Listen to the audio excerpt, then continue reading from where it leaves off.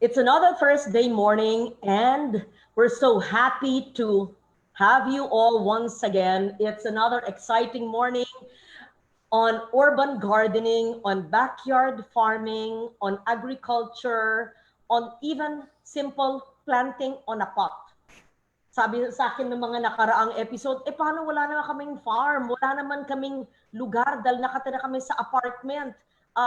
Dahil kami kulob sa isang area na dikit-dikit ang bahay. Hindi bale po.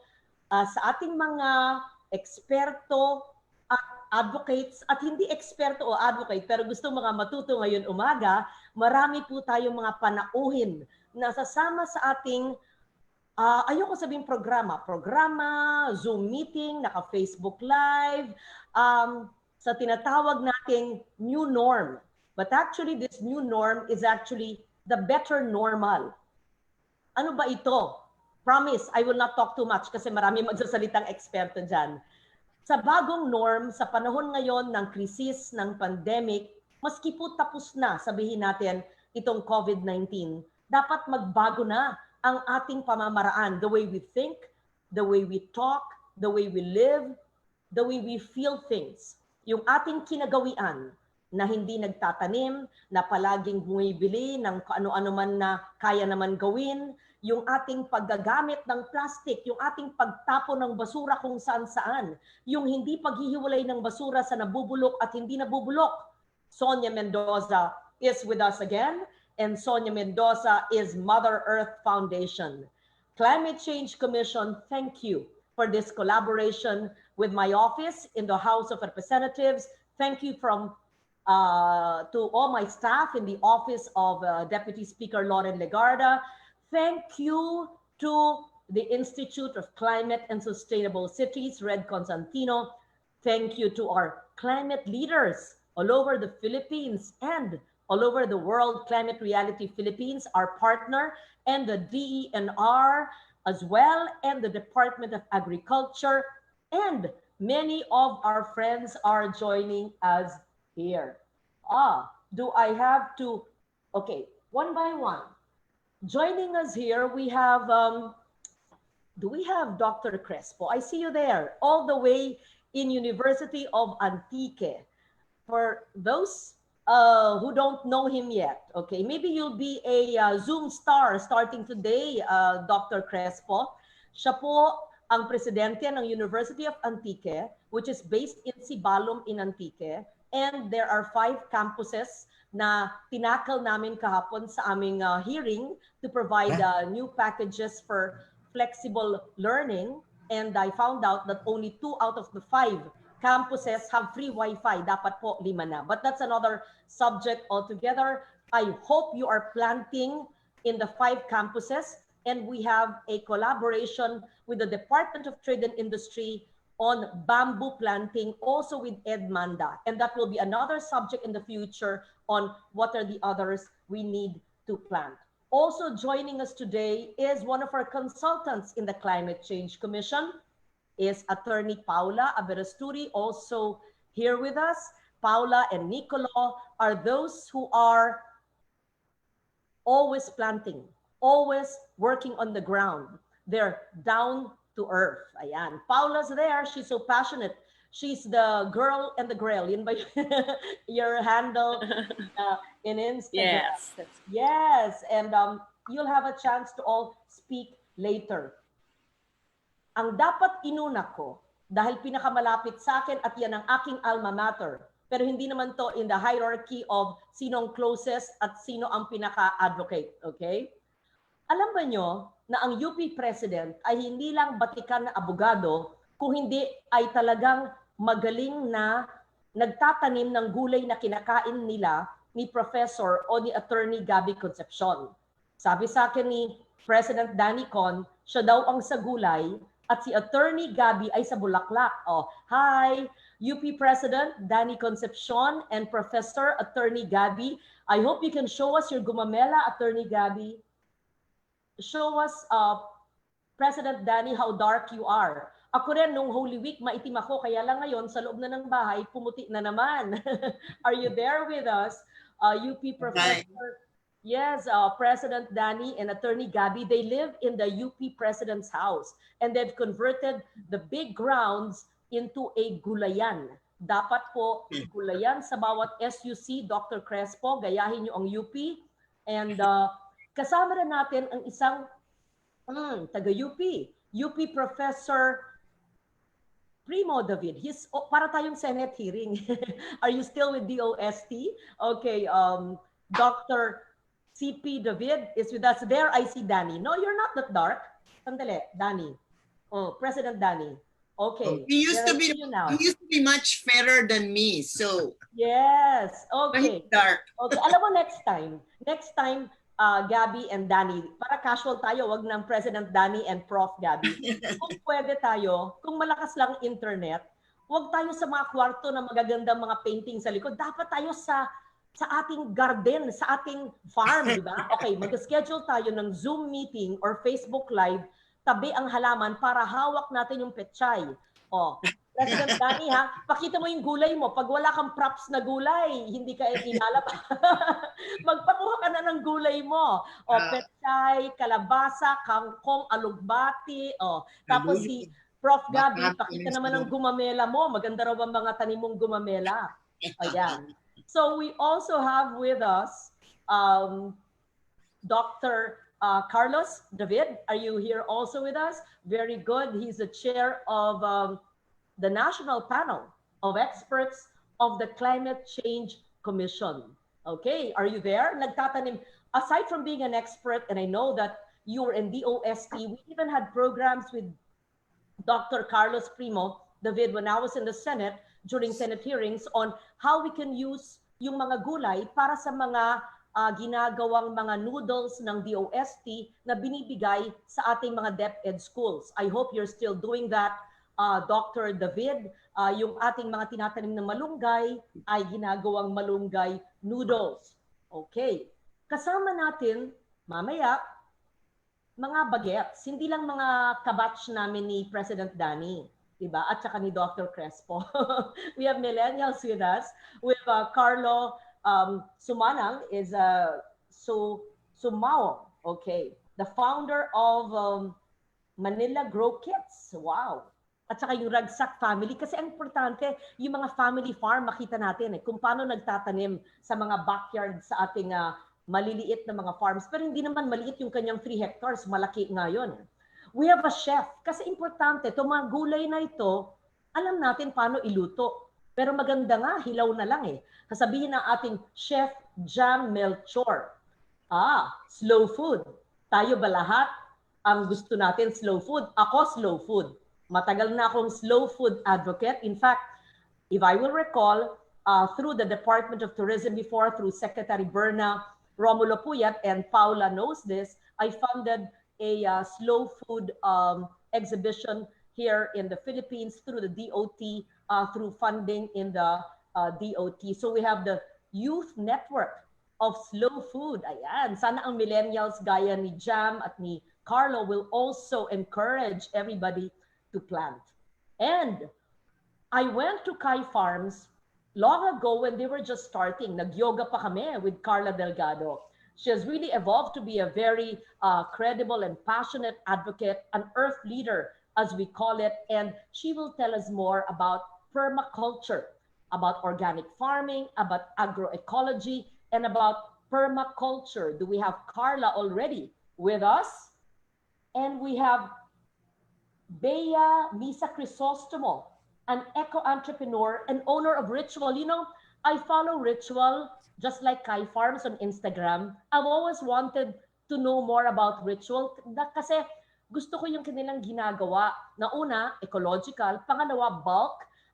Di ba sa UK, di ba sa Europa, sa Germany, hindi naman dapat maliliit ang mga gawa. May kanya-kanyang dala. Tapos bulk ang mga bili. So they're joining us. And as I mentioned, Sonia Mendoza of Mother Earth, Attorney Paula of Down to Earth, and the ATI, you're so important. Agriculture Training Institute, we have Director Rosana Mula.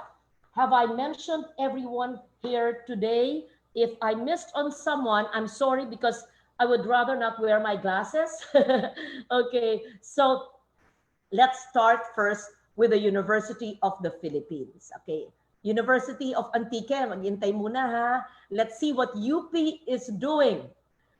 I grew up in UP. I used to take the ECOT. I used to go from AS to UP Masscom. I've seen the place where Prof. Gaby and President Danny live. Ito po ang bahay ng presidente ng ating state university. Maganda kayo ang nag-take ng lead, and can we mandate all SUCs, even private colleges and universities, to plant in all the open spaces? Dahil ang lalaki, we have 112, as you know, we have 112 SUCs, and we have 480 satellite campuses. So all of this, every square meter of space that is not planted to gulay, to anything can be eaten, to herbs which are medicinal or flavorful, to plants and flowers, is wasted space. And so, I will stop talking. I promise. Sanay na sa akin si Danny at si Gaby. Gaby, gusto ko yung gumela mo. O sige, tell us more. As long ago, there was a man called Joe Quirino on television during our parents' time. He would say, take it away. And so, President Danny Concepcion, alala mo yun? Alala mo yun, Gaby? Bata ka masyado, yung JQ. Wait, okay. Of course naman, pag weekend, syempre, iisa lang ang TV sa mga bahay noon. Hindi kanya-kanyang internet or device. From now up to the end of our Zoom session, which is streamed on Facebook Live, I will stop talking and I will listen to President Danny Concepcion, also known as the urban farmer, and we will listen to Professor Attorney Gaby Concepcion, who used to be on television like myself, but is a professor, the wife of the UP president, and an accomplished person by herself, even not beside Danny. And she's also a flower grower. Tinan mo yung nasa likod ko, ako nagtanim yan. Is that Indian bird of paradise? That's ginger, no? Ginger siya, oo. Okay. Tapos well, I'm trying to experiment now. Huh? I'm trying to experiment now in how to grow ginger for cooking. Okay, you take it away. President Danny, about ginger, I've been trying to, Very good. Tell us more about how you've converted the UP gardens into your gulayan, and Attorney Gaby as well. Well, dito sa Executive House, maraming bakanting lupa. Pero na-discover namin na napakanipis pala ng topsoil dito sa looban ng Executive House compound. So kinakailangan namin gumawa ng mga planting beds para doon kami magtanim. So far nakapagtanim na kami ng mga okra, pechay, kamatis, talong, patola, upo, ampalaya. Meron na rin kaming maraming alugbati, saluyot, kulitis, sitaw. Pero ito yung personal na ginagawa namin dito sa loob ng Executive House. Pero ang UP ay meron tayong i-launch na isang programa upang turuan natin ang ating mga kababayan na walang bakuran para magtanim ng halaman. Karamihan po sa mga nakatira na mga kababayan natin sa mga lungsod o sa syudad ay wala po silang space na kagaya ng espasyo dito sa UP Diliman o sa UP Los Baños. Siyempre sasabihin nila, nagagawa namin ito dito sa campus ng UP sa Diliman, nagagawa namin ito sa campus ng UP sa Los Baños o sa Miagao, sa Iloilo o sa Mindanao, sa Davao. Kasi malaki po yung aming space na pwede naming pagtamnan. Pero ang kinakailangan po nating turuan ay yung mga city dwellers. Paano sila magtatanim, paano sila mag-garden kung sila naman ay walang malaking space. Kaya sisimulan po natin, ilo-launch natin, Senator Loren, yung programa natin sa UP, sa TV UP. Magpuproduce kami ng mga video tutorials kung paano magtanim ng gulay sa paso, saan ilalagay ang paso, sa pasimano, sa kusina, okay, sa harapan. At higit sa lahat, magtuturo kami ng hydroponics kung paano magtatanim ng gulay ng walang lupa. At ito ay sa loob ng bahay gagawin. Ayan ang maganda. Kasi ang problema ng marami ay wala naman silang lupa. Swerte tayo, meron tayong garden, pero hydroponics, pero ang concern lang nila, baka daw mahal. So, kaya natin patunayan na mura at kaya natin gawin? Yes, sir. Yes, ma'am. At ang gagawin natin, sisimulan natin mula dun sa, kung dalawa to, no? Isang potted garden at saka yung hydroponics. Dun sa potted gardening, ituturo natin sa kanila kung anong mga material ang pwedeng gamitin mula sa mga nagamit ng mga bagay-bagay ang pwedeng gawing taniman. At kung paano tayo maglalagay ng lupa, saan tayo kukuha ng lupa. Tuturo din natin kung paano magko-compost sa loob ng bahay, sa loob ng maliit na bakuran o sa pasilyo ng kanilang apartment upang magamit nila itong pataba doon sa kanilang mga halamang mga nakapaso.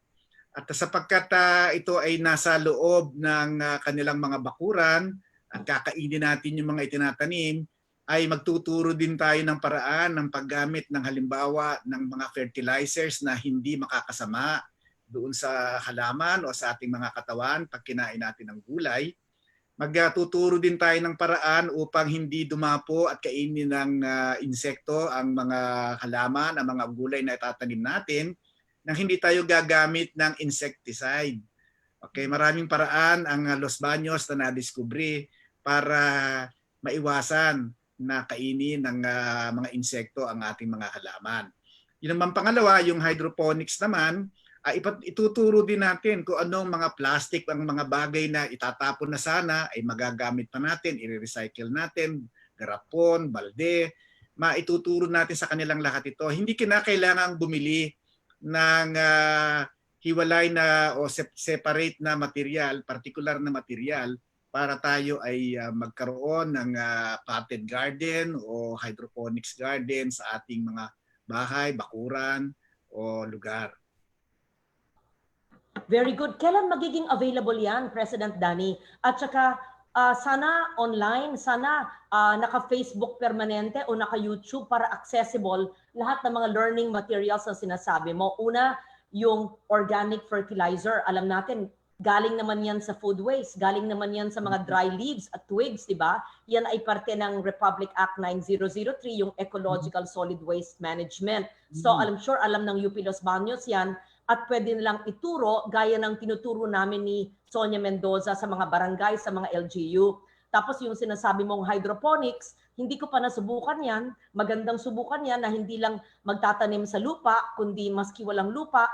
How will, sa mga nanonood sa atin, dahil permanente naman itong Zoom session na sa Facebook Live at ilalagay ko sa Facebook at YouTube na nandyan, sabihin nila, ano ba pinag-uusapan ni President Danny at saka ni Loren at saka ni Gaby? Saan ba namin ma-access? Sa anong webinar, sa anong lecture, anong learning or link na makikita? So saan nila ililink or mababasa, makikita yung instructional na ating pinag-uusapan, President Danny? Makikita po nila ito sa website ng UP, sa TV UP. Pero gagawin din natin itong available sa YouTube. At nakikipag-partner kami sa Department of Agriculture. Kasi yung Department of Agriculture, pumunta sa atin kinausap tayo ni Secretary Dar. At ang sabi niya, baka pwede na magkaroon tayo ng model farm dito sa UP. Ang sabi ko naman, baka hindi kinakailangan ng model farm kasi wala naman silang farm doon sa kanilang mga bahay-bahay. Baka sa halip na model farm, kukuha kami ng isang location ng mga bahay at doon natin kukuhanan ng video mula sa pagtatanim, sa pagpiprepara ng lupa hanggang sa lumaki, magkabunga, yung itinanim natin. Pero ang location natin is actual location sa isang bahay, sa isang masikip na na lugar. Oo, dito sa lungsod. So it will be a video production. At Very good. ito ay ginagawa na namin ngayon. Ang in charge dito ay si baka natatandaan mo, si Gigi Alfonso. Nako. Teacher mo yan. Okay, we will have part 2 of this. Gawin natin. Yes. Okay, ganito ha. Ayan na. Nanganganak na, they call it nanganganak. Ang buong UP system, payag ka ba, President Danny? Papayag syempre. Can we have a Zoom session with the whole UP system and professors and deans, and they will show us yung gulayan nila sa bawat campus at individual homes. In short, let UP take the lead. UA, also Antique will take the lead. We will have a UP UA exclusive Zoom session, but live streamed live, so that they know that the president and the lawmaker are not just talking but doing. Promise? Yes. Yes. Maganda yan. Okay. Pero may dadagdag lang ako, Senadora, no? Alam mo, kung baka ma-confuse sila sa Antique, hindi Senadora tawag sa akin, Inday Loren. Oo nga, si Inday, si Loren. Alam mo, kung pupunta ka dito sa Diliman at ikaw ay maglalakad, makikita mo napakadaming nakatanim, maraming tumutubong halaman. Yes, yes. Alam mo ba, sa pagkadami-dami ng mga tumutubong halaman sa ating mga bakuran, sa buong kapuluan, wala pang 5% na mga tumutubo ang alam nating kinakain. Oo nga. Sa madalit sabi, kung maraming tumutubo dyan na makakain pala pero hindi natin alam. Ay nako, yan ang alam ko. Pero marami pa tayong sasali sa atin, mami, alam nila. Alam mo ba, gumagapang yung talinum, tapos marami exactly. Ay, alam mo yon. Talinum, may talinum kami dito sa Executive House. Madami. Talinum tuwing umaga. Hindi alam nung mga kasamahan ko kung anong talinum. Sabi ko, parang Philippine spinach. Tapos kinakain ko rin yung oxalis, maasim. Ay, mahusay din yan. Tapos yung kulitis na binanggit mo, meron din ako niyan. Tapos yung puno, sabi, ano yan? Sabi ko, alagaw. Ano yung alagaw? Aba, yung alagaw, hindi lang para balutin ang isda, kundi pati yung dahon ay pwedeng, basta malinis, kinakain din yan. So ang daming mga, alam mo ba pati ang neem tree? Kala ko ang neem ay kontra lamok lang. Alam mo ba ang neem na dahon, pwede palang pakuluan at pwedeng neem tea, hindi lang neem tree. O yun. So in short, don't blame me pag malason kayo. short, alam mo, teka, si Ipat Luna, Ipat, nandyan ka ba? Ano ba tawag mo sa akin? Albularyo? Or baka it was a friend who said? Kasi si Dr. Crespo, tawa ka ng tawa dyan. Sa Antique, marami kaming herbalists. Anong tawag sa ating local language, kinaraya? Siguro yung influential, o baka ninuno ko. Albularyo na nga ang tawag sa akin. Dahil sa bawat halaman, alam ko, si Gina de Venecia, yan, kasama natin, nanonood ngayon si Congressman Toff. Ang nanay niya sabi, ano naman si Loren, puro gulay. Parang albularyo na, lahat na ng mga dahon, alam niya at alam niya yung paggamit. Antioxidant yan. Ay, malakas yan sa vitamin C. Ay, ganito yan. Anyway, I'll stop talking. O sige, President Danny, bigay mo sa amin yung link o kung hindi pa ready, please, soon as you have it, can you kindly give it to me so that we can post it on our Facebook and everybody can access that. Please. I'd like to hear from Attorney Gaby. Gaby, paano ba yung gumamela? Mahirap ba magpasibol ng gumamela? Patingin naman ang bulaklak mo. May sample ka ba dyan? Mamaya kukuha ako. Papakita ko sa iyo. Pero madali lang. Actually, dahil nga ngayon, there's luxury of time because of this quarantine, no? So we actually have time to smell the flowers literally. Actually, yung pag-start ng garden, parang akin yung idea na yun eh. Pero nag-take over na siya as full-time hardinero. So I have time to concentrate on my flowers. Yung gumamela, actually, it's a work in progress. Yung, syempre, kailangan mag-research kung paano ba napapropagate ang isang halaman katulad ng gumamela. So, nag-experiment ako kung by cuttings ay effective naman, nakakapagpunla na ako ng gumamela. Ang work in progress ko ngayon ay marketing. Anong tawag mo? Marketing. Pinapaugatan. Pinapaugat yung branch habang nakakabit pa siya dun sa sa puno. Okay. Isama natin yan kung paano gawin. Teka, marami ako Roselle flower hibiscus. That's in the family of Gumamela, right? Yes. Gumamela is actually hibiscus. Okay. So ang aking hibiscus ay aking kinakain. Yung kanyang bulaklak ay ginagawa ko marmalade o jam o pinapakulo ko at hibiscus tea o roselle tea at ang kanyang mga bulaklak ay pampaasim. Tama ba yung ginagawa ko? Or hindi nyo alam yung ginagawa ko? Tama yan. Siya alam niya, pero syempre sa marami sa atin ang alam lang na ginagamit sa Gumamela pampaganda ng bubbles, di ba? Nung bata tayo. Oo, yes. Okay. Paggawa ng bubbles, lalagyan mo ng Gumamela para mas strong yung mga bubbles. Yes. Oh, pero that's also very good. So, alam ko ginagawa na natin yan. I want to see your Gumamela. Gusto ko rin makita lahat ng gulay ni President Danny. O sige, next time sa UP sa UP special natin, lahat ng letrato at video ng iyong gulay at mga bulaklak ay kasama doon. At lahat ng campuses dapat pagandahan Pagandahan. O sige. Si CP David is with us. Dr. David, are you with us? Hi, Dr. David. I'm here, Senator Lauren. Very good. Bakit Senator pa rin tawag nyo? O sige, tell us about your proposal. Habang nandyan si President Danny. That's right. How are you collaborating with UP for your project? Tell us more, Dr. David. Ano ba yung DOST funded project? Tell us about the DOST and UP at anong joint project nyo. Take it away, Dr. Carlos Primo. Thank you, Senator. It cannot come at a more opportune time for this proposal because I know President Danicon is a farmer by heart, no? Hindi ko alam bakit napunta ka sa law, President, pero I'm sure farmer ka at heart. Starting in 2017, UP-Diliman is also now an agriculture research center. Hindi na lang kami sa UPLB nagre-research ng agriculture.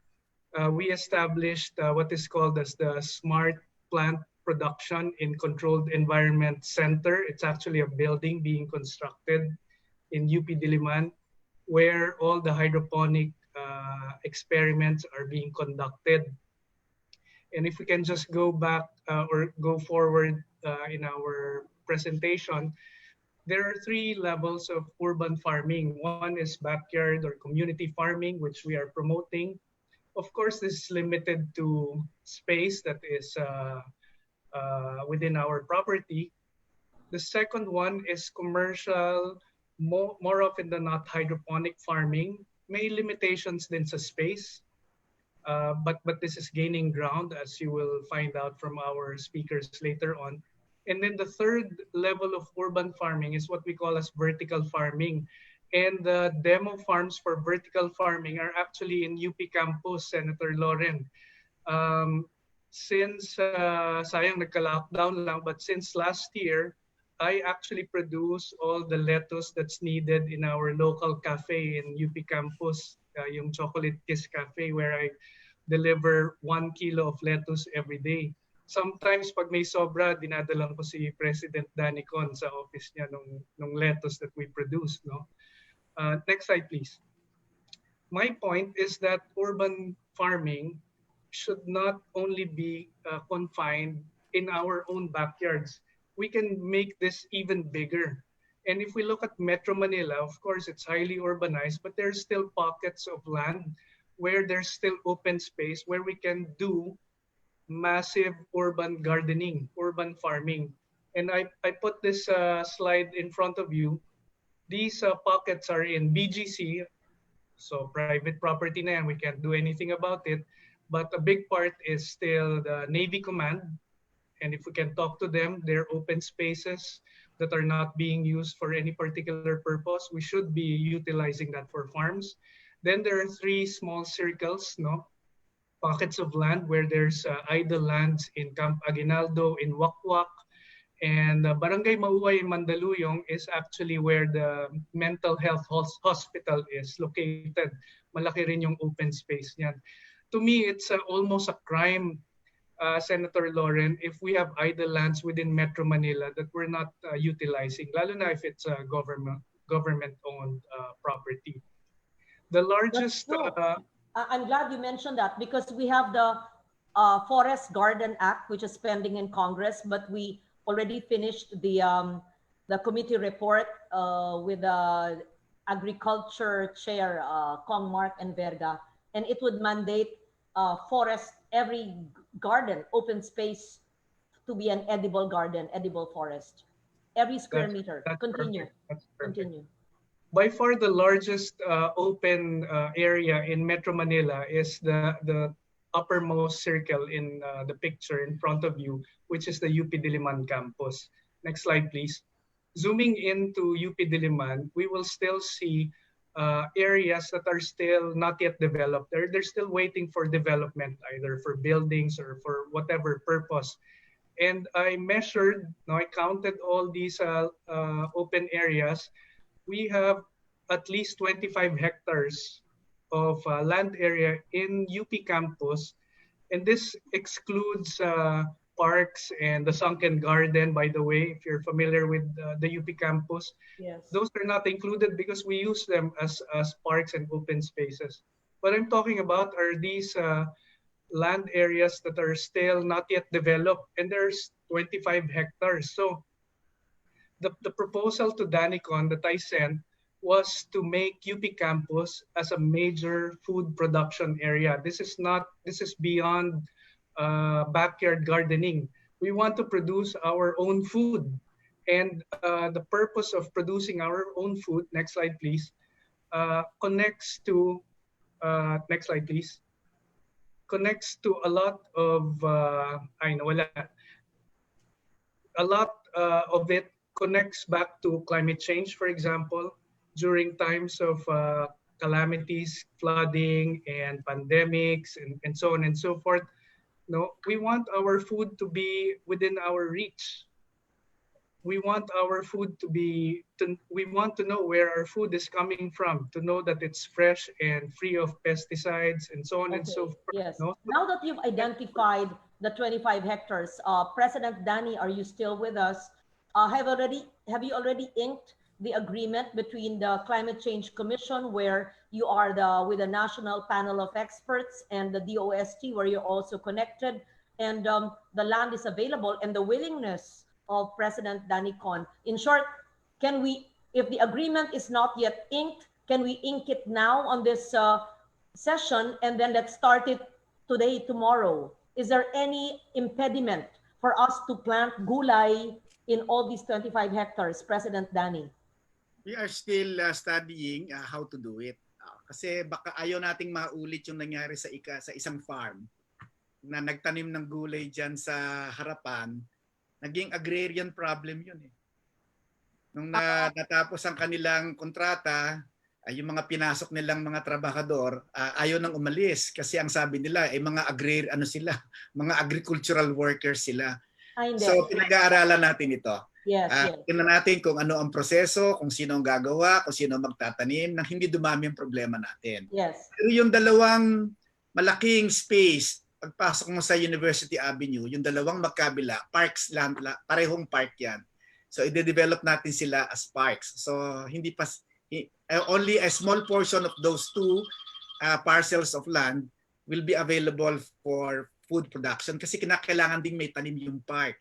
Ngayon, ang ating idea ngayon sa park, mas magtatanim na tayo ng sa halip na flowering plants lang na hindi naman nakakain, magtanim na tayo ng mga flowering plants na nakakain na rin.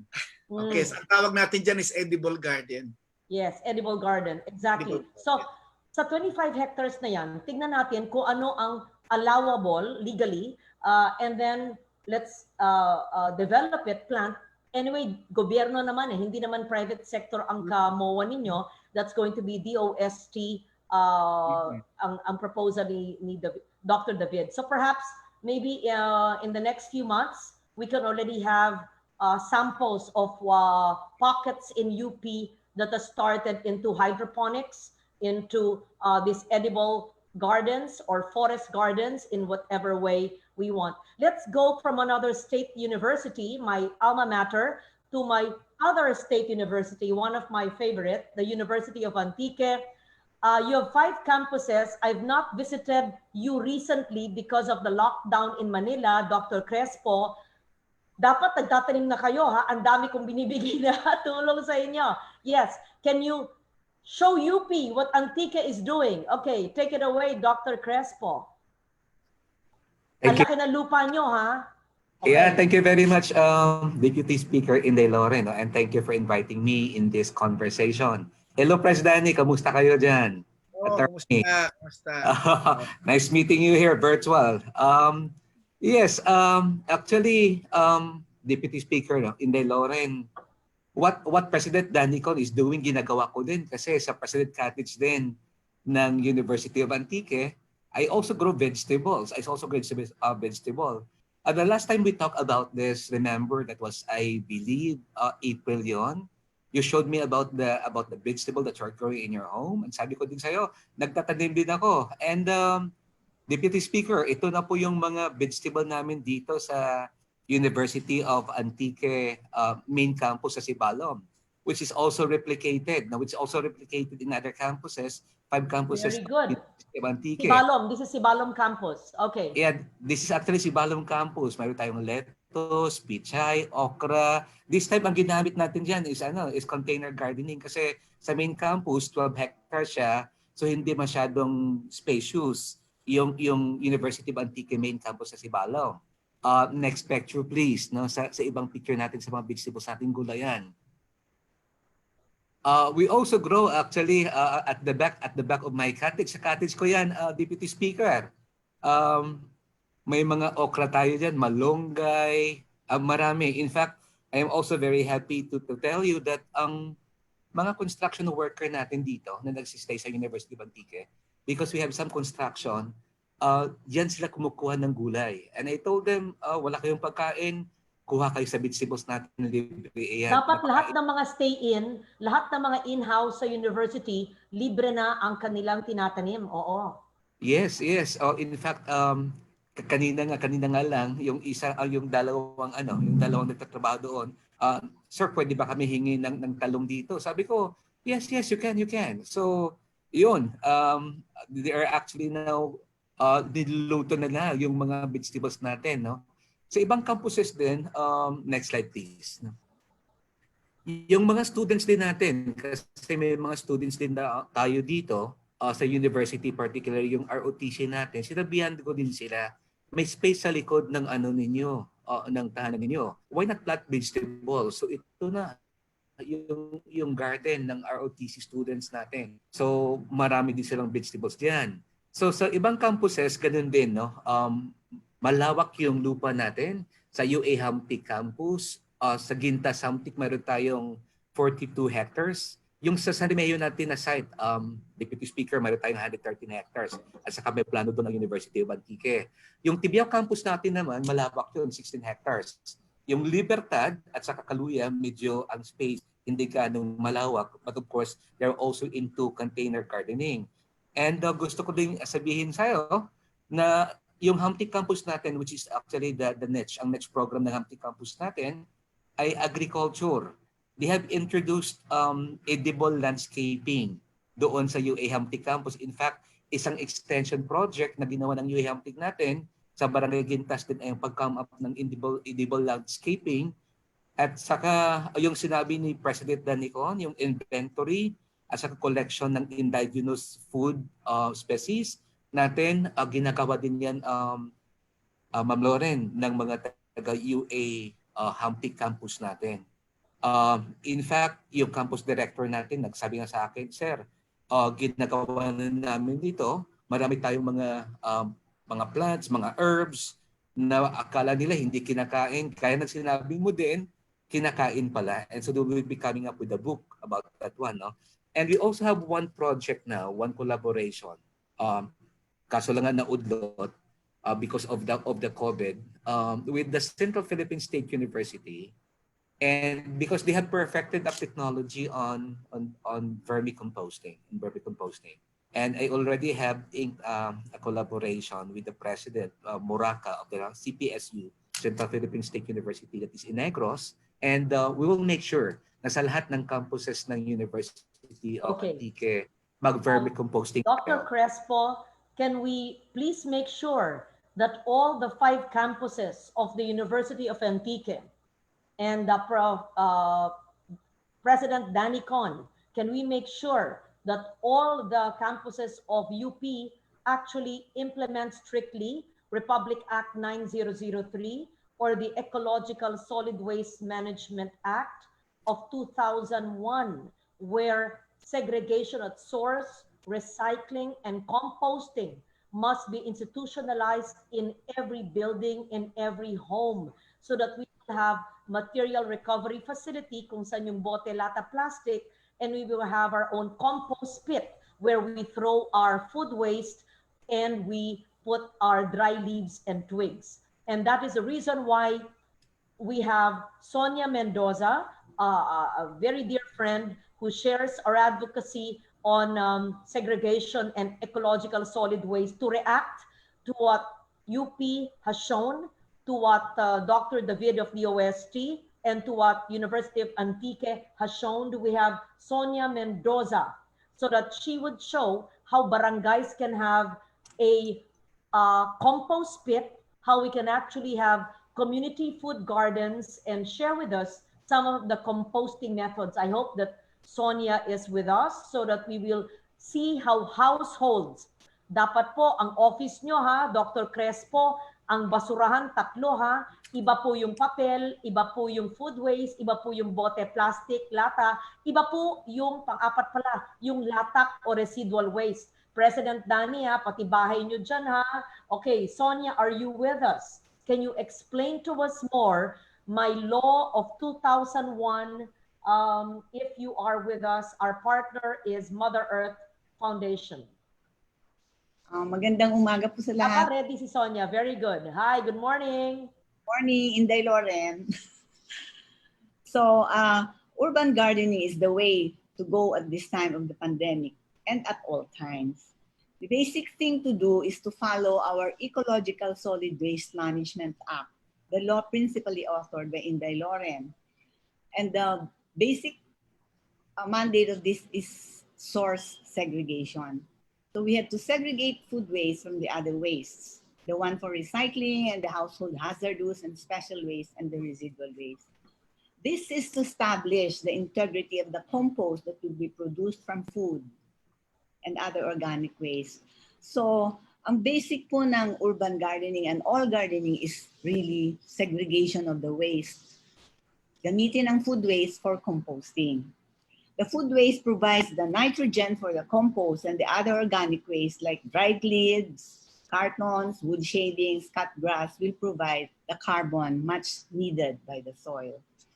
Ito po yung pinaka-cheap na method of composting is the libing method. Maghukay ng maliit lang na hukay, hindi kailangang malalim at malaki para mas mabilis ang composting. So compost is not a fertilizer or the prescribed, alam lang po lahat ng nandito, ang mga eksperto na nitrogen, potassium, and phosphorus, but it is a soil enhancer. At pag ginamit yun sa gardening, guaranteed po yung ating mga matatabang gulay at saka fruits.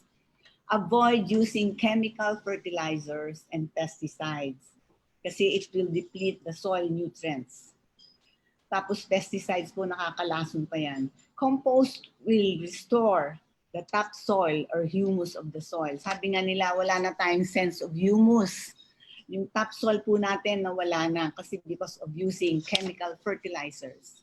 So kailangan yan ma-restore sa soil by doing composting. So hindi po tayo pwede mag-gardening kung hindi muna tayo magko-compost. Yun po ang basic niya. Isa pa, pagka kayo ay nag-mower ng inyong lawn, huwag niyong walisin at ilagay sa plastic bag yung inyong cut grass. Ito ay walisin ng distribute evenly to your lawn at pabayaang mabulok yun. Fertilizer na po yun ng mga damo. So, dapat po i-return to soil tayo, lalo na dito sa syudad. May question ako, Sonia. Ang dami-dami ko nakikita sa subdivision, sa mga villages, maski sa mga hindi enclosed subdivisions na pinipick up ng basurero, ng garbage collector sa mga bahay, ang mga naputol na sanga at mga dry leaves na naka-plastic supot. Hindi nila alam, common sense, pero mukhang hindi alam talaga ng mga residente, pinapakolekta pa sa garbage collector ang dry leaves, twigs, and cut na sanga. Siguro wala silang lugar na makakabaon sa lupa. So what do you do pag hindi mo kayang itago under the ground in a compost pit? Because I see the garbage collectors collecting. I feel so violated because that's my law. Oo, anong dapat gawin, Sonia? Yun po nga, sabi ko, wag ilagay sa plastic bag ito tapos dadalhin sa dump site or landfill. Ito gagawa ng madaming plastic waste, tapos magkakaroon pa ng global warming because of methane production. So yung pong dried leaves, gagamitin natin sa ating composting yan. Kapag nakapaghukay kayo ng maliit na hukay o sa paso, maglagay ng, kung sa paso, maglalagay ng konting soil and then ilalagay yung food waste, lalagyan ng dried leaves, cut grass, tapos saka iwan na yon para at laglagyan ulit ng lupa para hindi walang siya. lugar. Ang problema, spasyo. Sa mga maraming puno, tapos wala naman flat na land kung saan makaka-dig ng compost pit, kaya nila pinapakolekta. Yun ang problema. How do you solve that, Sonia? Yun pong kung ganon, like sa mga kung sa barangay yon dahil maraming bahay, kailangan gagamitin nila dun sa kanilang composting area, yung mga dried leaves na yan. Minsan po kulang pa yan eh. Ngayon, ang isa namin nagaginawa dito ni Odette noon sa Blue Ridge, yung dahon na marami kasi maraming puno dito, naglagay kami ng yung used fish net, yung lumang net, may sa pader, ipapako mo yon sa dalawang sides.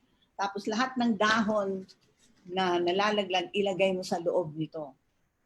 Tapos pag dumating na yung mga like 1 month, kukunin mo na yung nabulok na dahon sa ilalim. So compost na yon, tapos lagay ka lang ng lagay ng dahon sa ibabaw.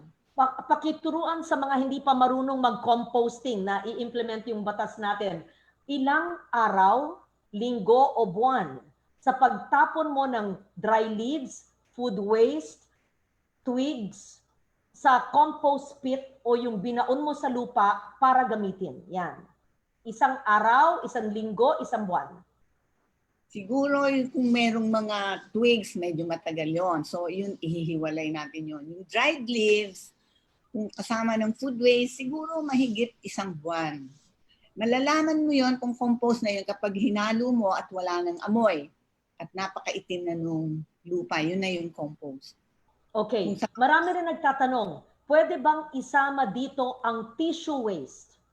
Ang tissue ba ay kasama ng papel? Pero ang tissue, toilet paper, basa-basa na yan. Pwede bang isama yan sa compost pit, sa food waste, o ibang baon pa ng lupa yun? Iniiba namin yan. Dito sa bahay namin, meron kaming maliit na hukay para sa tissue. Kasi ang tissue, usually, binleach yan, kaya siya maputi. So may bleaching agent yan. So hindi namin ginagamit yan na compost para sa mga gulay at prutas. Pwede so, siya. Iba pa, hiwalay ang compost pit ng tissue or toilet paper at iba ang food waste na merong dry leaves. Yes. Pero ang papel na ginamit harap at likod ay hindi dapat ibaon sa lupa at ito ay tinitimbang, binibenta, binibigay at ireresikulo para maging papel ulit. Hindi ba? Okay. Yes. So, maganda yung ginawa mo dyan ng mga tires. Marami mga, so paliwanag mo, yung mga tires na yan, simple, patong-patong para meron ka ng compost pit. Hindi ba? Ganon? Yes. Yung mga used tires, pwede mong pagpatung-patungin, lagyan mo ng mga bato muna sa ilalim para hindi siya nakalapat na masyado sa lupa. May aeration. At sa bawat pagitan niya, magkaroon din niya ng mga bato para hindi siya compact, no? Para yung hangin pumapasok. Kasi kailangan yun sa composting. Kasi aerobic tayo, yung may hangin para walang methane production. Okay. Ngayon, marami akong kaibigan nakatira sa building. Paano daw sila magko-composting? Wala naman silang lupa. Ayun. Paano? Sa mga maliliit na lugar, nakatira sa 20 square meters or less na kwarto sa building. Kung gusto nila mag-compost, how do they do it? Yan, sa mga paso, mas magandang bumili nung paso na clay, no? Imbes na plastic pots. Kung bibili pa rin lang kayo, bilhin niyo yung clay pots. At sa mga, pwede na yan sa pasamano ilagay kung saan merong araw. At saka magkaroon kayo talaga ng lalagyan ng inyong food waste na may takip. Maliit lang naman talaga yung pag sinegregate mo, hindi siya bulto eh. Kaya siya nagiging... Okay, i-simplify na natin. Pagkain today, yung mga hindi pa nag-i-implement ng ESWM, pagkain, lahat ng food waste, kung kumain ka ng papaya, yung balat, kasi yung mga buto, ihihiwalay mo pa yan. Yung buto pwedeng tinutuyo, pag natuyo na yan, pwede mong itanim, pwede mong panregalo, pwedeng pamigay. So yung konting food waste naman yan, halos wala. Nasa isang maliit na drum na may takip o maliit na baso, whatever, na may takip pang araw-araw. Tapos, sasamahan ng lupa. Nakatira siya sa kwarto sa building, walang lupa. Bumili na lang ng konting lupa para may kasama yung food waste, hindi ba? Yes. Okay. Meron ka pang slide and then we proceed to our millennial guests. Meron ka pang slide, Sonia? Okay, yan. Sige, proceed. Okay, yan yung aking mga tanim sa veranda namin, ang mga herbs. Ito, citronella para sa lamok, sweet basil, may tarragon ako para pag kumain ako ng maraming rich food, nagta-tarragon tea. Ginagaya ko si Sonia's garden. Bibigyan kanya ng tarragon tea. So, very good. Veranda, tumutubo siya. Yung basil, ginagamit namin sa pasta. Very good. Thank you very much. You stay on, Sonia Mendoza, because you will also comment on our millennial guests. We have Carlo Sumaoang. Did I pronounce your family name correctly? We welcome our millennials to join us because we want this advocacy of urban agriculture, rural farming, forest gardens, edible gardens, whichever we call it, to go viral. Okay. Carlo, is urban gardening a growing interest among millennials or just midlifers like myself? Hi, Carlo. Well, ayan, next slide please. So Sumaoang, siguro po, Sumaoang po. Sumaoang. Yes, from Karla. Where are Siguro, you from, Carlo? From Karla po yung province namin, pero Metro Manila po ako based. Ayan. So, is it a growing interest? Siguro po magandang ipakita namin sa inyo yung mga natutunan namin when we started po yung Manila Growkits. Nung una po kasi, yung family din po kasi namin sa Tarlac, may farm din kami and organic fertilizers po kami for the longest time. So bilang bata po ako ng pamilya na medyo matagal na sa pagpa-farming, parang kinati po yung utak ko para at least kung paano ko i-offer, kumbaga, yung farming dito naman sa Metro Manila. And when I started po, nung back in 2016, ang kala ko, sobrang dali lang, and kala ko ang ganda ng perception ng mga bata towards farming. Pero when we started offering po yung Growkits and promoting farming po back in 2016, na-realize namin halos walang gustong magtanim sa mga kabataan. And doon po kami nag-umpisa magtanong kung saan nanggagaling. Siguro long story short po, na-realize namin na yung core values, kumbaga, nung agrikultura or ng farming, saka po ng mga kabataan, sobrang pong magkaiba. So dun po sa screen nyo ngayon, yung si nanay na nasa may left side po, yan po basically yung agrikultura natin. And then kami naman po mga bata, yung mga nakangiti on the right side. Pero suma total po, yung core values nila, agrikultura po kasi, hinihingi sa atin is basically hardworking dapat tayo, traditional process, medyo mabagal kasi pag nagtanim po tayo ng buto, it takes 7 days po yung pinakamabilis for some. And then humble, profession, tradition. Pero yung mga kabataan po kasi, ang gusto nila, convenience, technology, gadget, yun na po yung mga kinahihiligan nila. And of course, gusto nila ng mabilis. They're very ambitious and image-centric. Tsaka puro innovation po yung gusto nila. Next slide po. Yun. So noong 2016 po, nung try namin mag-promote ng urban farming sa Kamaynilaan, gumawa po kami ng informal survey dito po sa Metro Manila. Simple po yung ginawa namin. 100 respondents, o nagtanong po kami ng 100 kabataan, mga kaedad ko po at that time, na nakatira po sa Metro Manila. Simple lang po yung tinanong namin. Ano yung tingin nyo sa farming or gardening in general? So, nung naghihintay po kami ng results, nung pagsasaliksik namin or pagtanong namin, akala namin maganda yung perception ng mga kabataan. Pero as it turns out, back in 2016 po, almost 80% po nung nakuha namin results, sobrang negative nung connotation nila with farming or gardening in general. And naglagay po kami ng some of the responses na nakuha namin. Yung iba sinabi sa amin, definitely not for me. Or yung iba sinasabi sa amin, hindi na uso yan, ano ba? Or Wi-Fi can easily get din naman daw in the grocery. So parang kami po, nung nag-umpisa kami mag-promote ng farming, nahihirapan kami kasi hindi po namin alam kung saan nanggagaling yung negative perception ng mga kabataan towards farming and gardening. Kaya next slide po. Kaya yung naging objective po ng company namin, urban farming, is basically palitan yung perception ng mga kabataan towards farming. So ang sabi nila, ang hirap magtanim or hindi kami marunong magtanim, hindi namin alam kung saan mag-uumpisa. Ang ginawa po namin is basically to change that perspective. So naglabas po kami ng Growkits. Ito po yung picture na nakikita niyo sa harap sa screens niyo ngayon. Basically, ang ginawa namin, lahat ng kailangan nyo para mag-start kayo magpalaki ng halaman, nasa isang box na. And then ang sabi nila, ang karamihan po sa kanila, very impatient. So ang ginawa po namin, yung unang mga produkto po na nilabas namin, kailangan mag-sprout within 7 days. Kasi pagka medyo longer than 7 days po, nabubore na sila. And ayaw nilang ituloy yung pagtatanim. So yun po yung ginawa namin, is really try to make farming relatable. Ika nga po. Next slide. So, make farming relatable. Ang ginawa po namin is, sabi namin, saan ba nagpupunta yung mga kabataan? Ano ba yung mga works nila? Nag-umpisa po yung campaign namin in trying to parang persuade yung mga kabataan natin. Nanonood po ako ng TV noon. I can vividly remember. And then, hindi po kasi ako mahilig sa sports. So, may lumabas na news items na sports. And then, ang immediate impulse ko po as someone na hindi naman ako mahilig sa sports is skip po yung channel or ilipat yung channel or maghanap ng ibang pasok sa interest ko. And it dawned on me na parang baka pwede rin maging ganun yung strategy para mag-invite ng mga kabataan towards farming. Kasi po, if farming is very distant po dun sa ginagawa nila, sa mga pinakahiligan nila, most often than not, pag may nakita po silang news article about farming, ililipat po nila yung channel or they'd skip. So sabi namin, baka pwede nating gamitin parang entrada ng farming sa mga kabataan, yung ganong mindset. So ang ginawa po namin, sabi namin mga kabataan ngayon, mahilig sa Instagram, mahilig sa Twitter, kailangan maganda yung packaging. So sort of ang ginawa po namin is, sinabayan po namin kung ano yung lifestyle ng mga kabataan. Kasi alam namin na hanggat hindi magiging relatable para sa kanila yung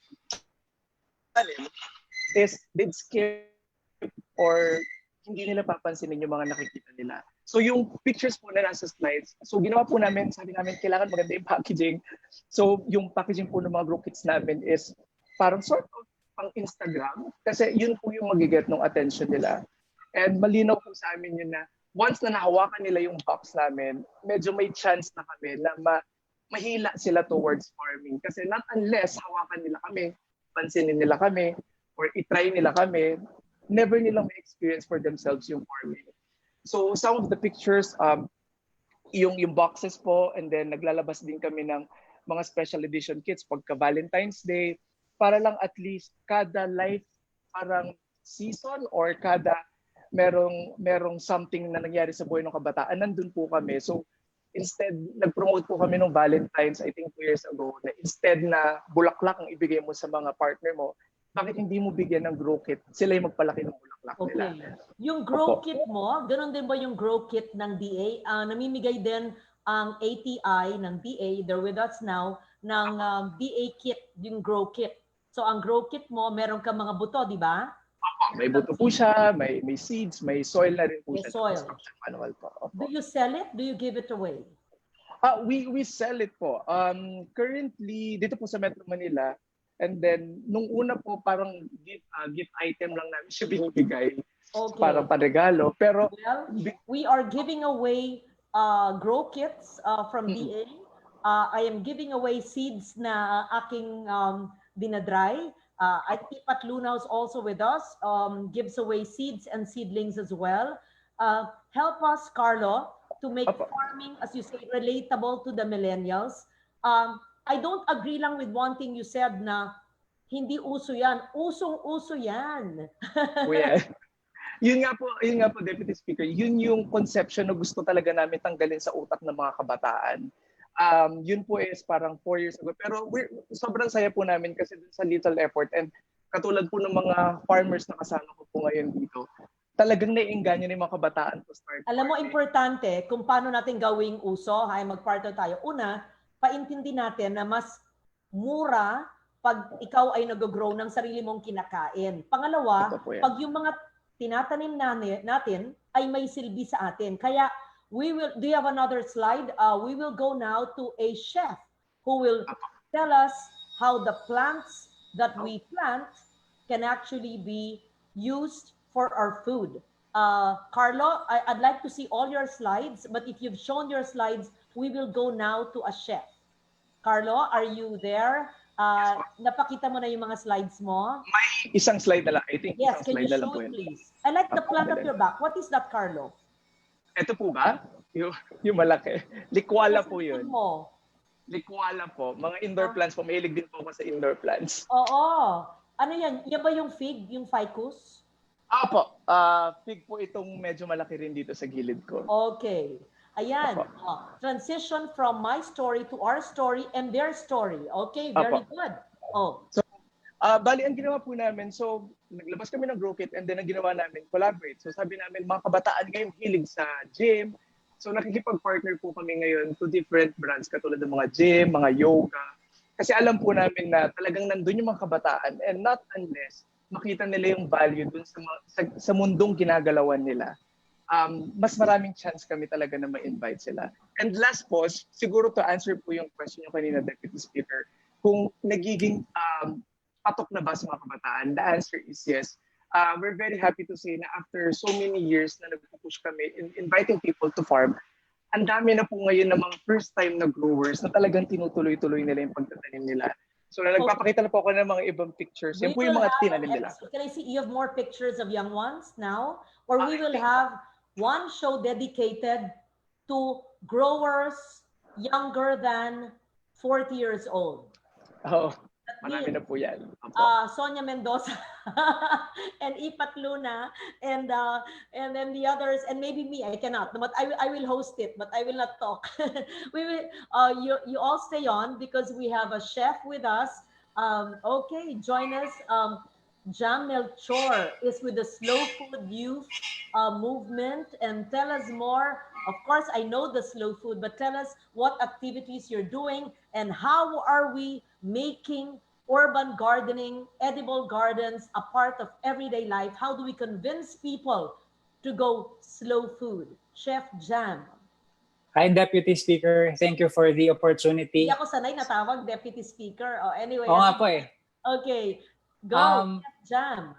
At the moment, dalawa po yung organizations na hawak ko. First is the Philippine Culinary Heritage Movement and second is the Slow Food Youth Network Philippines. Ang Philippine Culinary Heritage Movement po, ang trust namin is to promote and preserve our Philippine food culture. So isa po sa mga project namin ay ang National Filipino Food Month. Isinulong po namin ito nung panahon ni President Pinoy pero pinirmahan ni President Duterte as Proclamation 469 that every April of each year, dapat i-celebrate natin ang Filipino food. So all over the country, kailangan po para siyang linggo ng wika in all state colleges, in all municipalities, dapat ang pagkain Pilipino i-celebrate natin. Most especially the heirloom dishes. Hindi mo sinabi sa akin nung April kasi ang alam ko sa April, Earth Day. Hindi ko alam yung Filipino Food Month. Can we belatedly celebrate it? O sige. Pwede po, pwede po. Ang lead implementer po dito is DA and NCCA. Ang pinaka nag-conceptualize po nito ay ako kasi talagang sinulong ko po na talagang dapat magkaroon ng celebration ng pagkain Pilipino And gastronomy as a form of art. Kasi currently, ang nare-recognize lang po ng ating gobyerno ay 7 forms of art at dapat ikawalo ang gastronomy. And then, second po is of course yung Slow Food Youth Network Philippines na hinahawakan ko ngayon. Ang amin pong objective and thrust is of course to fight food waste. Bago po nag-start itong pandemic, nagkaroon po kami ng World Disco Soup Day at every time na nag-organize po kami, we gather this imperfect produce and then we make something out of it and then pinapakain po namin dun sa mga taong nagugutom. Bago po nag-start yung pandemic, yung grupo din po namin, we started to reach out sa mga local government units para po sabihan yung mga mayors natin na instead of giving mga canned goods, baka pwedeng mga fresh produce yung kanilang ipamigay kasi definitely mas healthy. And bago po nag-start itong pandemic, umiikot din po kami sa iba-ibang schools because we want to teach yung youth na dapat ang approach nila sa pagkain is multifaceted. Ibig sabihin, dapat hindi lang sila active sa keyboard, pero lumabas sila at magtanim, makihalubilo sa mga farmers, bumisita sa mga farms. At syempre, kami pong mga chefs, hindi lang kami dapat nagluluto. Dapat alam namin kung saan nanggagaling yung pagkain Meron ka na bang blog na sinasabi mo yung mga tinatanim natin na hindi alam na normal ng tao ay pwedeng lutuin? Sana magigawa ka ng ganun. For example, yung sinabi ko yung alagaw o yung libas, for example, o yung oxalis o yung talino, hindi yung common na bahay kubo vegetables pwedeng kainin. Sana maglista ka ng tanim, may letrato, saan makakuha ng seedling, ng punla, tapos yung gamit niya at saka health benefits. Pwedeng yan ay maging proyekto ng Slow Food Youth Network para maengganyo ang mga kabataan din. And gaya ng actually mo, po, ang next pong agenda namin, kung hindi lang nangyari itong pandemic, is we want to push for a food mapping na regional. Kasi importante po ang food mapping na ma-identify natin saan ang produce per region, ano ang mga naitatanim natin, at saan pwedeng kunin ito in times of crisis like this para madali po yung Let's ating... do it. Hindi naman, walang koneksyon, Chef Jam, ang pandemic. In fact, all the more we can do it now dahil ang food mapping naman, alam naman ng alam ng DA, ng ATI. In fact, kasama natin si Director sa ATI, that can be a project of DA. They know the sources of food, puno, halaman, or medicinal herb. And then we can do that and map it. And it would be good in this virtual world to just have your slow food movement, have Region 1, Cordillera, o sa amin sa Region 6, and you can work with the state universities and colleges. In fact, if I may request you, President Danny is with us.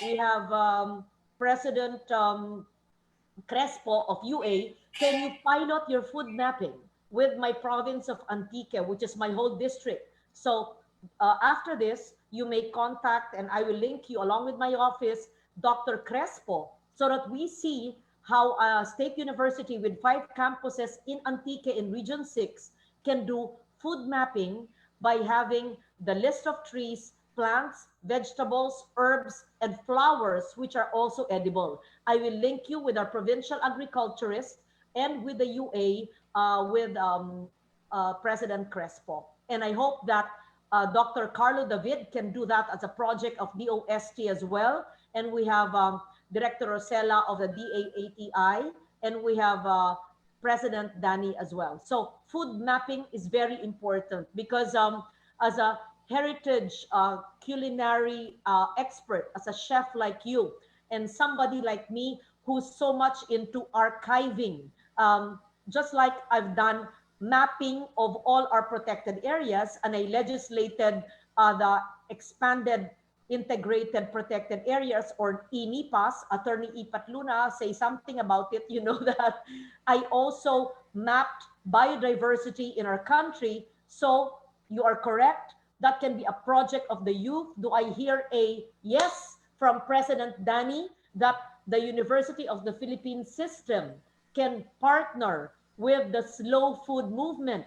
And I will also ask CHED so that all SUCs, including mine in Antique, can help a project of the youth map. This is part of culture mapping. And we do culture mapping with NCCA, and I did it before with Professor Eric Cerudo, where we map culture. And food mapping is part of our cultural diversity. So, President Danny, can you comment? Payag ka ba ang UP? Mag-food mapping tayo sa ating mga areas where we belong. Yes, we've been doing Danny, that. papayag. We've been doing that, ma'am, and it's part of our food security program. Okay, maybe you can share what UP has already done. Let's put all our researches and work online so that people know. And then young chefs like Jam Melchor can also help us. And the focal government agency for this, for resilience, is the Climate Change Commission, who are with us now, Vice Chair Manny de Guzman and Commissioner Rachel Herrera, and my office. We have another project now, so watch out for more work, and we're 10 minutes over time, but it's so interesting. Chef Jam, can you promise me that you will not disappear after today and will work with the University of Antique and the office of President Danny and my office and the CCCOM? This will also be a project of Climate Reality Philippines. And in fact, I intend to call Vice President Al Gore to tell him what the Philippines is doing with the climate reality leaders all over the country. Food mapping is so interesting for the youth of our country, not just for the post-millennials like Danny, Concepcion, and me. For the midlifers. Okay, Chef Jam, back to you. Do you have more slides to show us? Deputy, basically po ang pinaka gusto ko lang pong sabihin is, alam ko po na huge supporter kayo ng NCCA at isa po sa mga pinupush ko ay dapat magkaroon ng komite ang gastronomy. Dahil ang gastronomy ay napakalawak. What committee do you want? Anong committee? Gastronomy po. Gastronomy, okay. Yes, because... Can you email me a formal request with the rationale of its importance so that I can discuss it with our chair? Okay po. Okay. Actually, yes. We have been working on this na po for the past few years. Talagang naghahanap lang po kami ng magandang oportunidad para maupuan nito at ma-discuss ng mabuti. Dahil importante na ma-acknowledge na napakalaking industry ng pagkain dito sa ating bansa. And you with Filipino Food for Month, a special, sorry to interrupt, Cherie, you're online. We will have a special episode on food. Food in the new norm. It will not be fast food. It will be slow food. It will be food from plants that we grow. It will be food that is watered by rainwater from rainwater catchment. It will be food, vegetables, herbs, and trees and flowers that are fertilized and nurtured by organic compost from food waste from our household waste. So, Chef Jam, you will help us with this so that it is not just talk, okay? Yes po, yes po. Okay, and thank you very much for championing slow food. Yes, of course. Yes, yes. I've been an advocate of slow food, maybe not an official member, but I've been living it since the 70s, long before you were born. But after this, I will just summarize that you will email me your request for a committee on gastronomy, and we will have one whole episode on slow food and on the use of ecological solid waste. So even a non-millennial like Sonia Mendoza, Mother Earth, will have to join us para turuan niya ang millennials ng vermiculture, organic compost, and all of that. Now, we proceed now to a farm in Cavite, in Silang, where they practice slow food. Just like my little farm I inherited from my grandmother, Karla has a farm that is family-owned, and she makes use of her land. And she is what we call an earth leader. They do permaculture as we do. I think Patis Tesoro is doing permaculture in San Pablo. I'm doing permaculture as well. I call it organic farming, permaculture, agroecology. There are many buzzwords and terms, but it is important we simplify, explain, operationalize so that everybody understands. So Carla Delgado, Are you here with us, Karla? I see your post on Kai Farms. Tell us about all the gulay and all the flowers and all the plants that you plant. Are you in Silang or are you still in Palawan?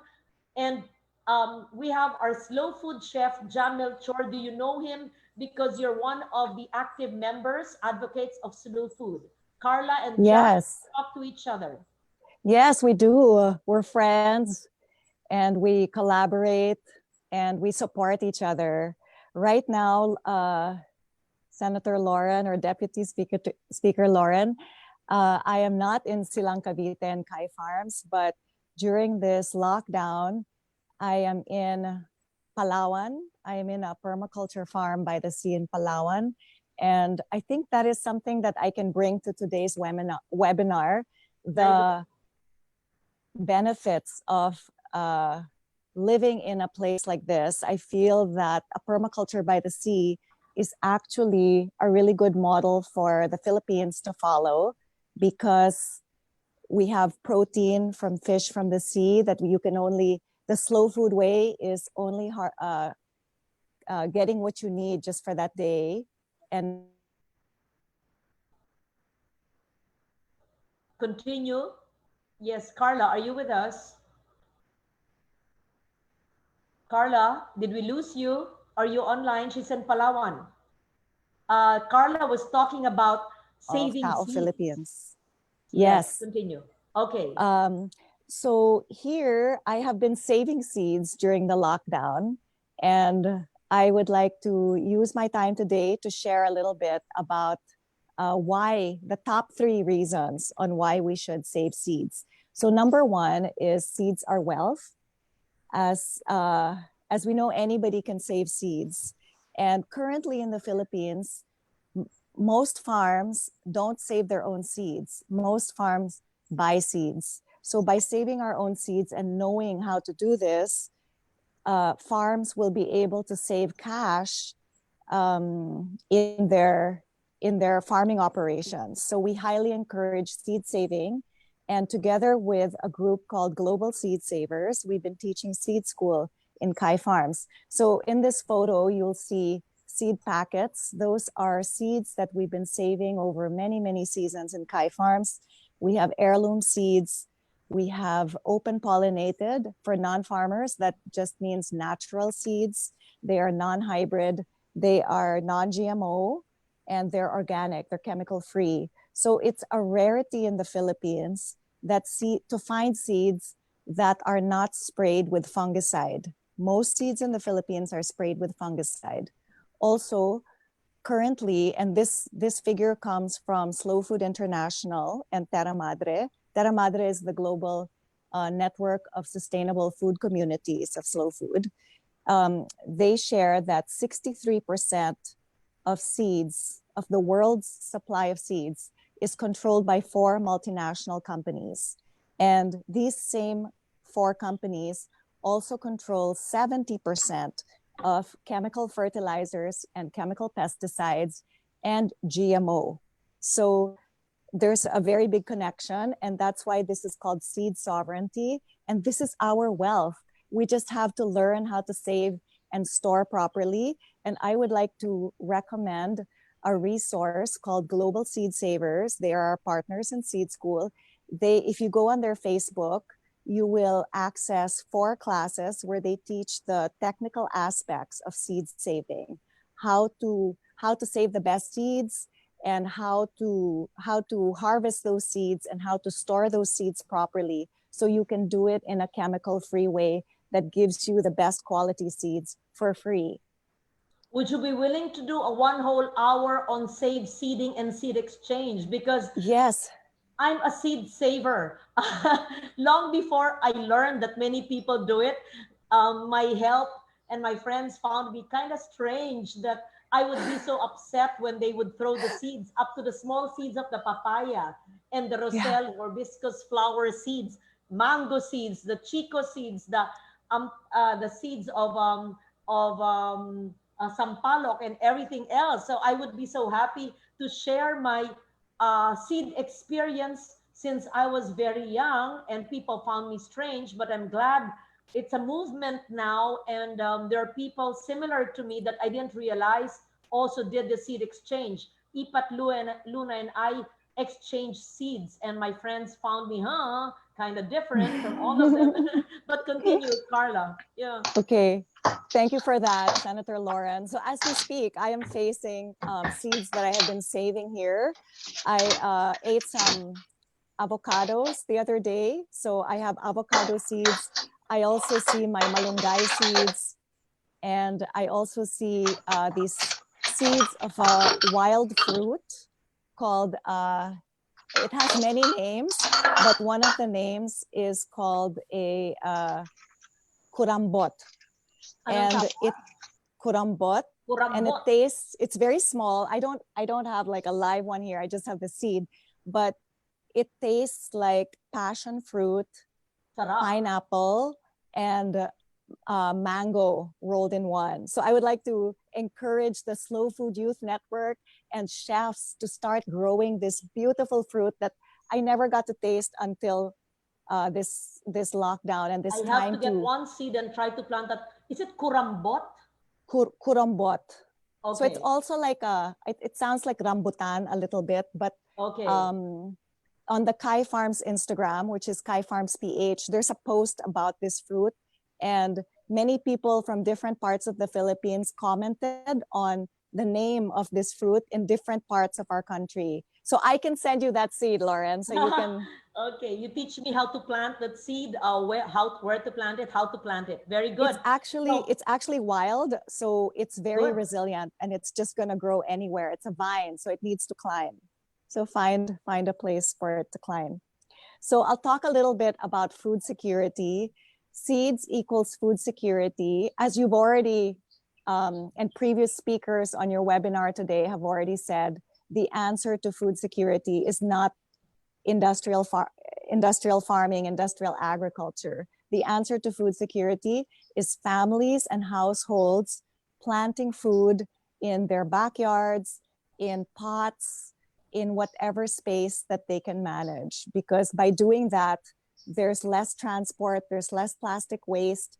It's healthier because food, as you know, deteriorates in life force and in nutrition the longer the time that passes from the moment you harvest. So if you grow your own, it's at its peak nutrition, and we can be healthy that way by growing our own. Plus, it's what do you call it? It's nationwide. One of my biggest learnings that I want to share and bring into today's webinar of our time with my family here during this COVID enhanced community quarantine in Palawan is that I realized Filipinos have a much better chance of being happy, healthy, and strong in the province rather than in densely populated cities like Metro Manila and other urban centers where it's too populated, there's no fresh air, there's no land to grow food.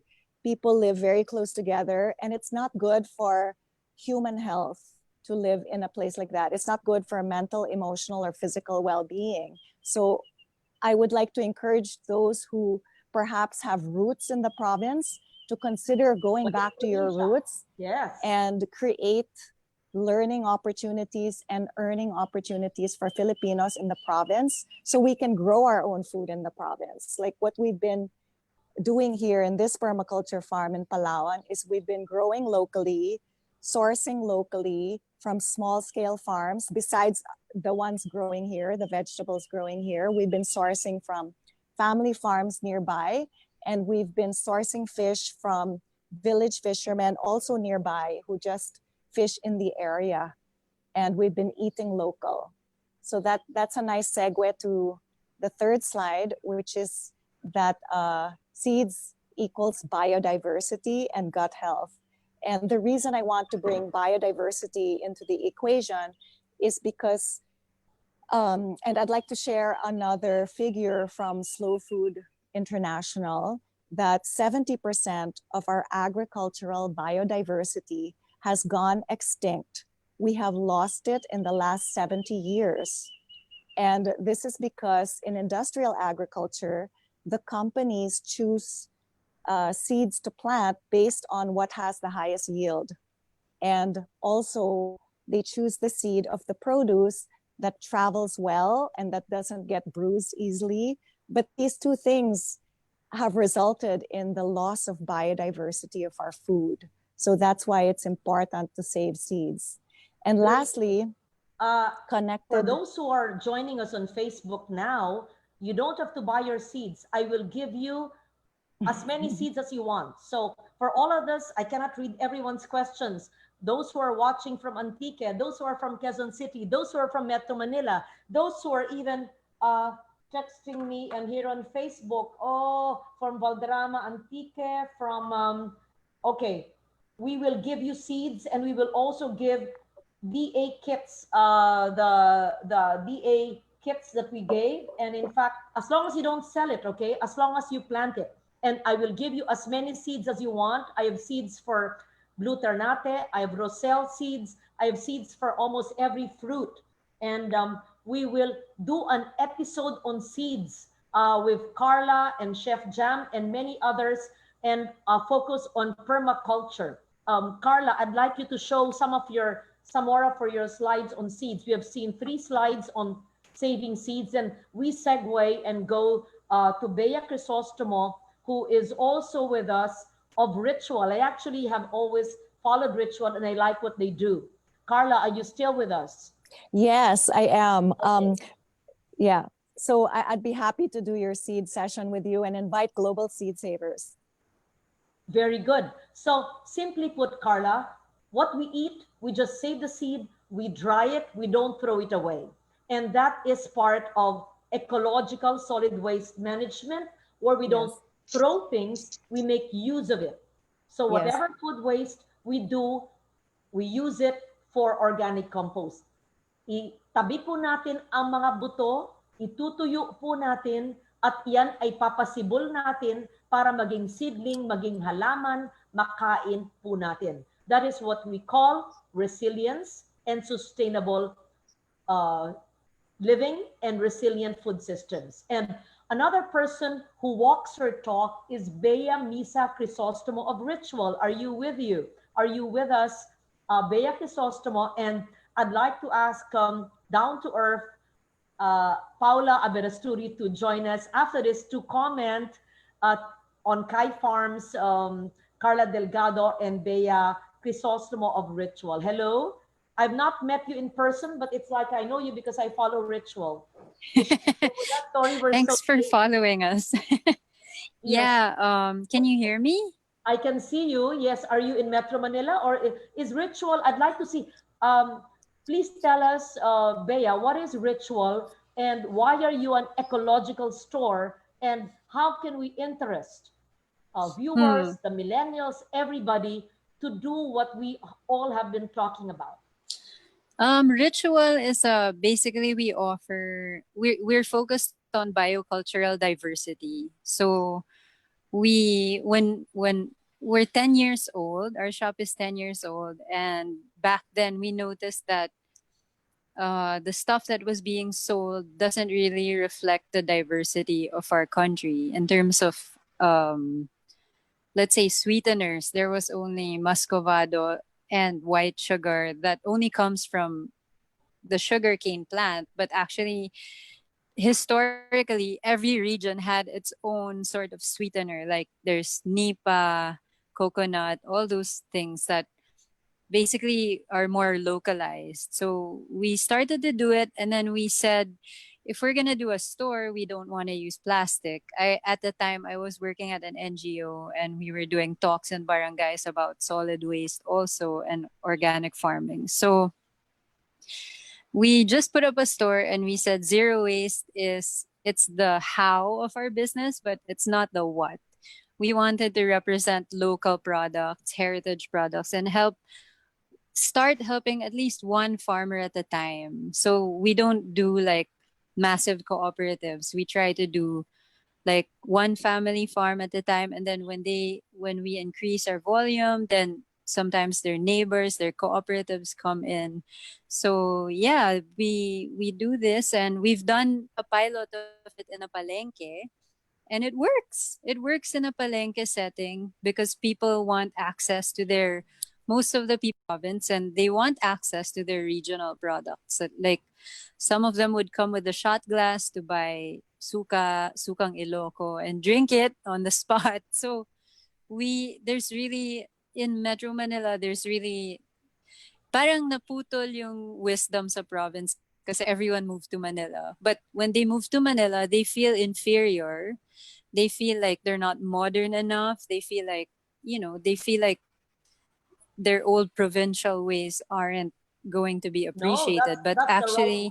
That's the right way to yeah. go. Now tell us, what are the products that you have? Are you an online store? I know that you have a store in Metro Manila, but it may be closed Yeah. now. So tell Yeah. our viewers, those who are on Facebook Live now all over the country, how can they access you? At saka, ang binibenta nyo, kanya-kanyang dala ng lalagyan or Yeah, bulk, yes. right? Oo. Tell us. So sorry. At the moment, we're closed, but we do refills by schedule at our production house in Poblacion. We also operate out of a website, www.ritual.ph, where you can actually see. We also sell our products, most of our products there now. There's a special section for heritage foods like heirloom beans. We even have muscovado from Antique. Ay, very good you carry. Dr. Crespo, ayan. Okay, I will tell you. I'll check the Muscovado. I will link you what I can do.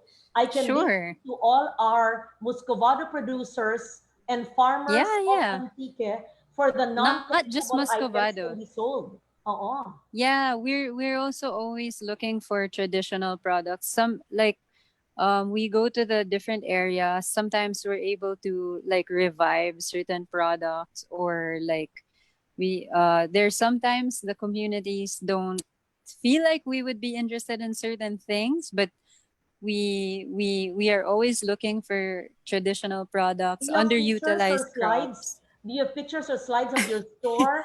Or I maybe don't have slides, that's but okay. Since you have an Instagram account, which I follow and I like yeah. sometimes, and just like, Thank you. and if you have the website that you mentioned, then you Yeah. can do that. Ipat Luna Okay. and Karla, no, Karla, Ipat, and Paula. Would you like to comment? Just engage with what Bea's saying. You know, funny. Parang para tayong isang barangay na we know we know what we're talking about. But before that out there to think like us and to do like us, okay, Bea? So before that, can I just say a few things about like yes, to take off where Karla. Hi Howie. To take off from where I can recognize your voice. To take off from where Karla was saying. Actually, like recently, I was listening to a scientist talk, and you know how pag nasa probinsya tayo, ang tamis ng gulay. Apparently, there's a correlation between soil diversity and the bricks level of vegetables. So, there's a positive correlation between matamis na gulay and like level of photosynthesis and totoo the yan. diversity of the soil. So, Exacto. I will interrupt for a while. Alam mo, Bea? Go ahead. Kahapon lang, kinakain ko yung aking tanim na talong. Yung binibili na talong ng aking staff na I prevent them from buying because I grow my food. Yung binibili niya, walang lasa pero magandang itsura na parang matigas, parang plump. Yeah. Yung akin, natanim na akong gumagawa ng compost at kamay ko at tubig ulan, hindi kasing ganda pero ang tamis. Parang nakatikim ka ng matamis na talong. Ang talong ko, ang tamis-tamis. Ipunto ako. Kaya nag-steam lang ako. Yun ang kinain ko. Kasama ng adlay. Ang sarap. So, why am I having a climax over my sweet adlay talong? and my sweet talong? Because I'm so proud. And my staff know this who are with me now. I grow my own food. Sorry, supermarket and grocery, I do not go because I grow my own food on my roof, on my pots, and in my little farm. But I buy little things I need in the supermarket. But when it comes to vegetables, ang gulay ay kinakain ko. but I will go into the website of Ritual and see what I can learn from Ritual, and we can exchange. In fact, we will have a special on millennials who are gardeners. We will have with Chef. We will have a special on gastronomy and culinary heritage, and do the regional mapping of food. And we will do 1 hour on seeds. Mahalaga yan kasi dapat alam natin ang ating pwedeng itanim na huwag itapon, at yung mga nakakaligtaan na natin na halaman na buto ay dapat santuhin natin at itabi. Hindi ba, Paula? Oh, Paula! Okay. Yes, hello. Would you like, okay, Bea, thank you very much for joining us. Thank you also. Yes. Do I have questions on Facebook? But there's no time. Okay, there's a reaction here. Paula, it says that you would like to ask something. Okay, you may. We would like to, again, welcome all our viewers from all over the Philippines and abroad. I will mention your names in the next show. And thank everybody for joining us. Would you like to say something? Paula Abarasturi, a consultant. No, just very, yes. Yeah.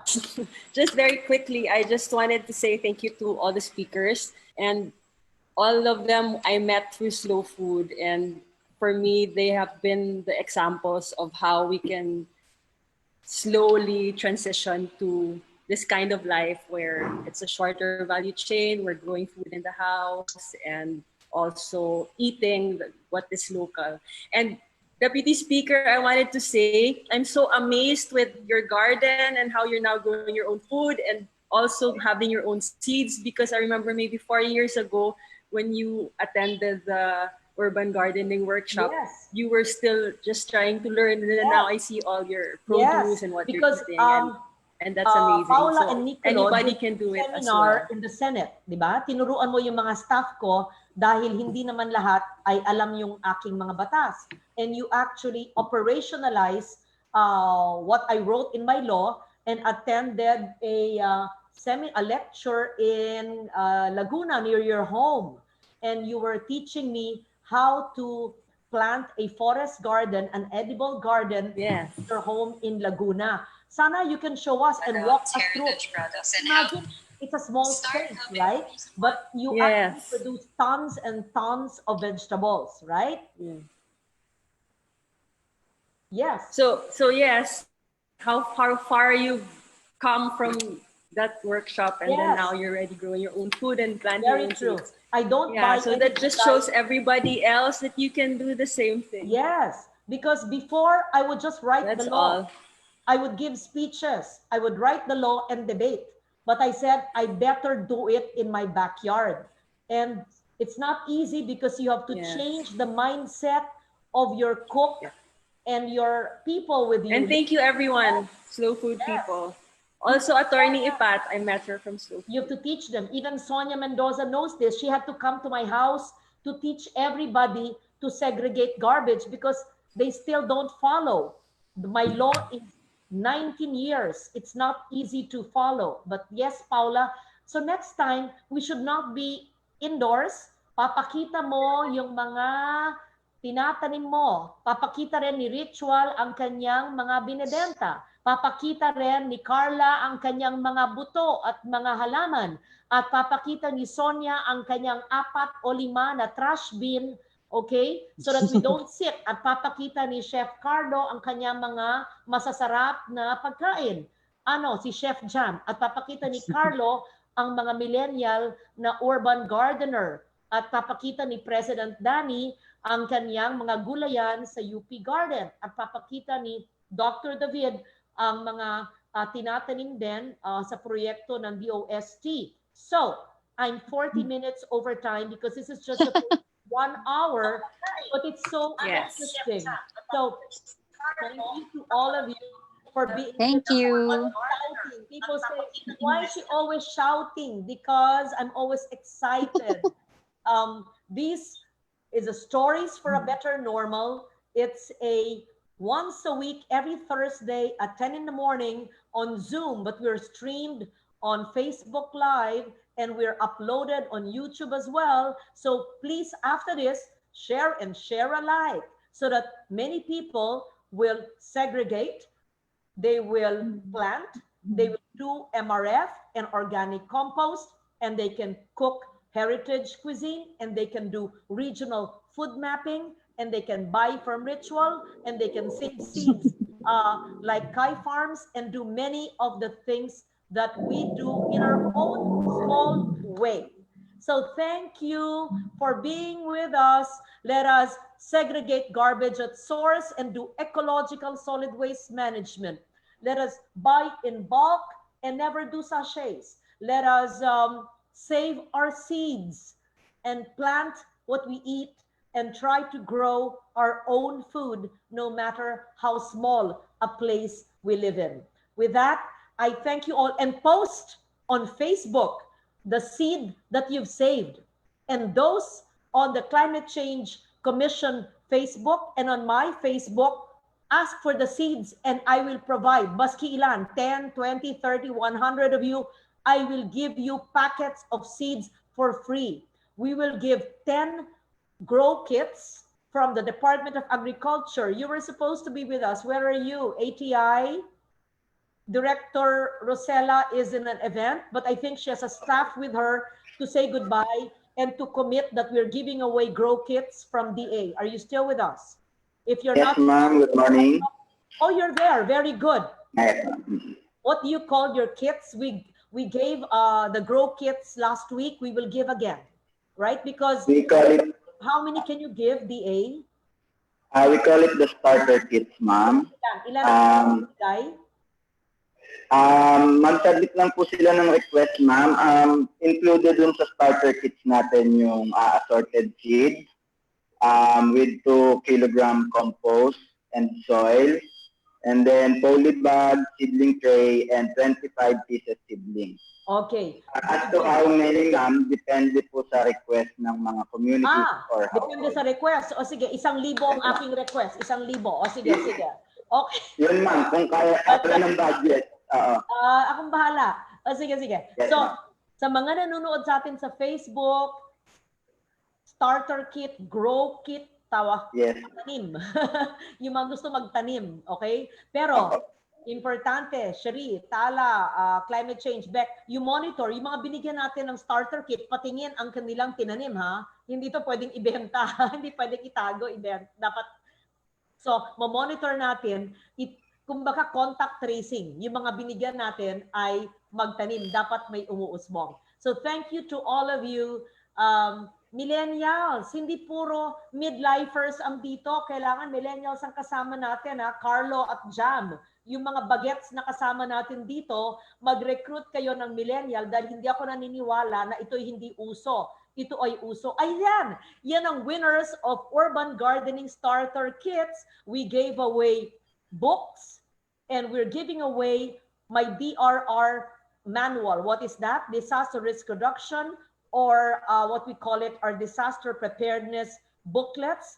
I'm giving away also the DA kits. Ayan. Ayan ang mga nanalo ng ating urban gardening starter kits. But aside from that, impact. And I will give you unlimited seeds. Ang dami-dami kong buto. Buto lang. At saka seedling pwede rin. We can also give you seedlings I can get from the DENR. I also have from my own little farm of my grandmother seedlings. I will also give away. Just like I gave bicycles in the urban mobility segment, we are giving away booklets. We're giving away gardening kits. We're giving away seeds. And I will give 10 seedlings of what I grow in cocoa pots. Never use single-use plastic. Para happy si Sonia Mendoza, Mother Earth. Bye. Until next Thursday, we will tell you our subject matter. Karla, we can do a special on permaculture, okay? So this is just the beginning of focused 1 hour or 1 hour and a half in the coming weeks. We'll be in touch with all of you. So Cherie and Tala and Beck, Climate Change Commission, so much work, but we must plan. Thank you, Department of Agriculture, for this collaboration as well. And join us on Monday, June 22 for the beginning of another webinar on our protected areas called PA Talk. So that's my partnership with the Department of Environment and Natural Resources, with the Biodiversity and Management Bureau on Monday, Protected Areas Talk. But we'll see you in Stories for a Better Normal every Thursday at 10 o'clock in the morning. Make it your ecological habit. Thank you. Have a good day.